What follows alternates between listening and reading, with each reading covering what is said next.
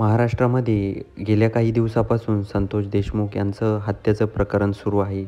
त्याचबरोबर जे गुन्हेगार आहेत, यांना कठोरची कठोर शिक्षा झाली पाहिजे यासाठी सर्वसामान्य व्यक्ती आज रस्त्यावर उतरला आहे आणि अनेक ठिकाणी मोर्चे देखील काढले आहेत. त्याचबरोबर जे धनंजय मुंडे आहेत, हे काही दिवसापासून चर्चेत आणि माध्यमांशी बोलणं त्यांनी टाळलं आहे. त्याचबरोबर त्यांनी आज परळीमध्ये ते आले आहेत.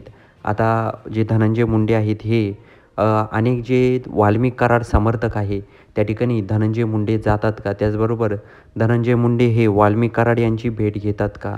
त्याचबरोबर अनेक गोष्टी दडलेल्या आहेत. त्याचबरोबर इकडं जे धनंजय देशमुख आहे, यांनी म्हटलं आहे की कुठेतरी तपास यंत्रणावर आमचा विश्वास आहे. यांनी कुठेही व्यवस्थित तपास केला पाहिजे. कारण असं होतं आहे की आमचे जे बंधू आहेत संतोष देशमुख, यांना कुठल्याही राजकीय दबावाला यांच्या प्रकरणामध्ये कुणीही बळी पडू नये. कारण पूर्णपणे तपास यंत्रणाने काम केलं पाहिजे आणि यामध्ये कोणालाही सुटका नाही. त्याचबरोबर आमच्यासोबत ज्यांची जी भावना आहे ना, ज्यांना वाटतं आहे ना न्याय मिळावा, तर न्याय मिळालाच पाहिजे. त्याचबरोबर सुरेश धस आणि मनोज जरांगे पाटील यांना मनापासून वाटतं की न्याय मिळाला पाहिजे, असं देखील धनंजय देशमुख यांनी म्हटलं आहे.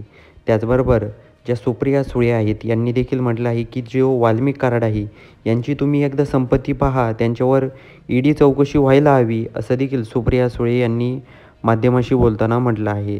तर या ठिकाणी वाल्मिक कराडांच्या बायकोनं एक असं वक्तव्य केलं आहे. त्यांनी म्हटलं आहे की देवेंद्र फडणवीस यांच्या एका फोनवर कसं काय असं होऊ शकतं की लगेच मकोका लावण्यात आला, यात कुठेतरी काहीतरी नडतंय. आणि त्यांनी इनडायरेक्टली मराठा आंदोलक मनोज जरांगे पाटील यांच्यावर आरोप केला आहे.